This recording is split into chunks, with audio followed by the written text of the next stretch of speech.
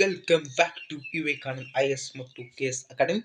ಮೊದಲ ಬಾರಿಗೆ ಬಂದವರು ಸಬ್ಸ್ಕ್ರೈಬ್ ಮಾಡಿ ಇಟ್ಕೊಳ್ರಿ ಸ್ನೇಹಿತರೆ. ಇವತ್ತು ಒಂದು ಅತಿ ಇಂಪಾರ್ಟೆಂಟ್ ಟಾಪಿಕ್ ಆಗಿರತಕ್ಕಂಥ PC2 UPSCಯಲ್ಲಿ ಕ್ವಶನ್ ಆಗಿರತಕ್ಕಂಥ ವಿಶ್ವ ಆರೋಗ್ಯ ಸಂಸ್ಥೆ ಅಥವಾ WHO ವರ್ಲ್ಡ್ ಹೆಲ್ತ್ ಆರ್ಗನೈಸೇಷನ್ ಬಗ್ಗೆ ಸ್ವಲ್ಪ ಕ್ವಶನ್ ಆಗ್ಯಾವ. ಆ ಕ್ವಶನ್ ಬಗ್ಗೆ ಸಂಪೂರ್ಣವಾದ ಮಾಹಿತಿಯನ್ನು ನೋಡ್ತಾ ಹೋಗೋಣ್ರಿ ಸ್ನೇಹಿತರೆ. ವಿಶ್ವಸಂಸ್ಥೆ ಈಗ ಪ್ರಚಲಿತ ಅಂದ್ರೆ ಕರೆಂಟ್ ಅಫೇರ್ಸ್ ಒಳಗೆ ಯಾಕೈತೆ ಅಂತ ಗೊತ್ತಿರ್ಬೇಕಾಗ್ತದೆ. ನಿಮ್ಗೆ ಯಾವುದೇ ಸ್ಪರ್ಧಾತ್ಮಕ ಪರೀಕ್ಷೆ ಬರೆದ್ರು ಅದು ನಿಮ್ಗೆ ಮಾಹಿತಿ ಇರ್ಬೇಕಾಗ್ತದೆ, ಹೌದಲ್ರಿ?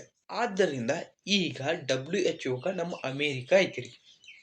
ಈ ಅಮೇರಿಕಾವು ಸಹ WHO ಒಂದು ಸದಸ್ಯ ರಾಷ್ಟ್ರವಿದೆ. ಈ ಅಮೇರಿಕ ಇದ್ದೇನು ಮಾಡದ ನಮ್ಮ WHO ಪ್ರಸ್ತಾವನೆ ಕೊಟ್ಟದ. ಅಂದ್ರೆ ನಾ ಇನ್ನು ಮುಂದೆ WHO ಇರುವುದಿಲ್ಲ ಬೇಡ ಅಂತ ಕೊಟ್ಟದ. ಅದಕ್ಕೇನಾಗಿದೆ, WHO ಸ್ವಲ್ಪ ಕಳವಳ ವ್ಯಕ್ತ ಆಗಿದೆ.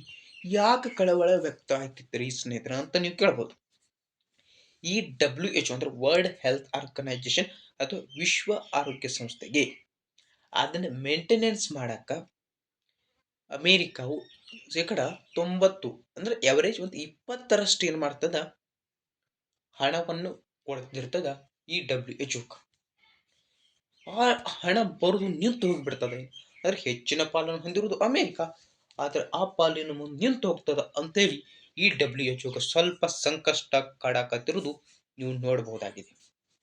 ಹಾಗಾದ್ರೆ ವಿಶ್ವ ಆರೋಗ್ಯ ಸಂಸ್ಥೆ ಬಗ್ಗೆ ಸ್ವಲ್ಪ ಪಾಯಿಂಟ್ ನೋಡ್ತಾ ಹೋಗೋಣ. ಕರೆಂಟ್ ಅಫೇರ್ಸ್ ಆಯ್ತಿಷ್ಟು. ಇನ್ನು ಸ್ನೇಹಿತರೆ, ಈ ವಿಶ್ವ ಆರೋಗ್ಯ ಸಂಸ್ಥೆಯು ಸ್ಥಾಪನೆ ಯಾವಾಗ ಆಯ್ತಂತ ನೀವು ಕೇಳಿದ್ರೆ ಏಪ್ರಿಲ್ 7, 1948 ಸ್ಥಾಪನೆ ಆಗ್ತದ. ಆದ್ದರಿಂದ ಪ್ರತಿ ವರ್ಷ ಏಪ್ರಿಲ್ 7 ವಿಶ್ವ ಆರೋಗ್ಯ ದಿನವೆಂದು ಆಚರಿಸಲಾಗ್ತದ. ಇದರ ಪ್ರಧಾನ ಕಚೇರಿ ಸ್ವಿಟ್ಜರ್ಲ್ಯಾಂಡಿನ ಜಿನೆವಾದಲ್ಲೈತಿ. ಒಟ್ಟು ಸದಸ್ಯ ರಾಷ್ಟ್ರಗಳು ಎಟ್ಟದ 194 ಸದಸ್ಯ ರಾಷ್ಟ್ರಗಳಿದಾವ. ಜನವರಿ 12, 1948 ಭಾರತವು WHO ಸೇರ್ಪಡೆಯಾಗಿದೆ. ರಿಪೀಟ್, ಜನವರಿ 12, 1948 ಭಾರತವು WHO ಸೇರ್ಪಡೆಯಾಗಿದೆ. WHO ಕಚೇರಿ ನಮ್ಮ ಭಾರತದ ನವದೆಹಲಿಯಲ್ಲಿದೆ.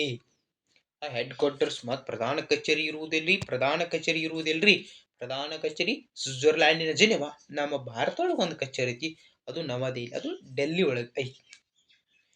ವಿಶ್ವ ಆರೋಗ್ಯ ಸಭೆ ಅಂತ ನಡೆಯುತ್ತೆ. ಇದು WHO ಅತ್ಯುನ್ನತ ನಿರ್ಧಾರ ತೆಗೆದುಕೊಳ್ಳುವ ಸಂಸ್ಥೆ. ಇದು ಎಲ್ಲ ಸದಸ್ಯ ರಾಷ್ಟ್ರಗಳ ಪ್ರತಿನಿಧಿಗಳು ಒಳಗೊಂಡಿರ್ತದೆ. ಹಾಗಾದ್ರೆ ಇಲ್ಲಿರ್ತಕ್ಕಂಥ ಅಧಿಕಾರ ಅವಧಿ 5 ವರ್ಷಗಳು ಅಧಿಕಾರ ಇರುತ್ತೆ. ಇವರು ಒಮ್ಮೆ ಮಾತ್ರ ಮರು ನೇಮಕಕ್ಕೆ ಆಯ್ಕೆಯಾಗಿರ್ತಾರೆ.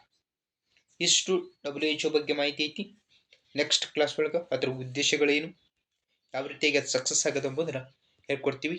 ಸತತವಾಗಿ ಯೂಟ್ಯೂಬ್ ಚಾನಲ್ ನೋಡ್ತಾ ಇರಿ, ಸತತವಾಗಿ ನಾಲೆಜ್ ತಗೊಳ್ರಿ, ಸತತವಾಗಿ ಎಕ್ಸಾಮ್ ಕ್ರ್ಯಾಕ್ ಮಾಡ್ತಾ ಹೋಗ್ರಿ. ನೆಕ್ಸ್ಟ್ ಬೆಟಗೋಣ ಸ್ನೇಹಿತರೆ, ಅಲ್ಲಿವರೆಗೂ ಬಾಯ್.